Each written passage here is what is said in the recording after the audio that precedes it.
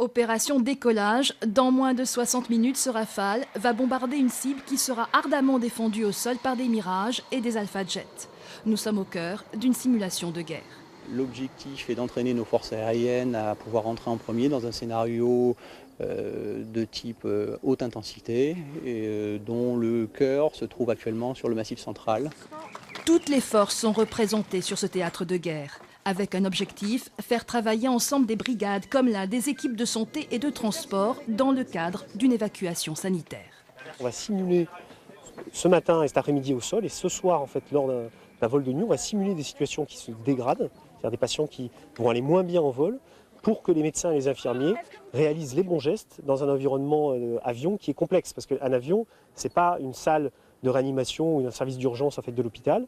On a du bruit, on ne peut pas percevoir les alarmes sonores, on a des problèmes liés à l'altitude, on a des vibrations, des turbulences. Donc en fait, ça s'apprend de travailler dans un environnement avion.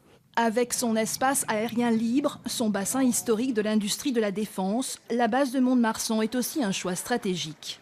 Sur la plateforme de Mont-de-Marsan, vous avez en plus le centre d'expérience aérien militaire, avec un certain nombre d'installations qui sont uniques en France et qui permettent de restituer et de valoriser au mieux cet exercice. Affiner et valider la stratégie de la défense air et sol, c'est bien là le principe de ces journées, des journées qui garantissent le succès des opérations de combat à l'étranger. Rappelons que la France est engagée dans 27 pays dans le monde, des manœuvres d'autant plus symboliques que se tenait aujourd'hui le Conseil de défense et que la programmation militaire de la France est au cœur de l'actualité.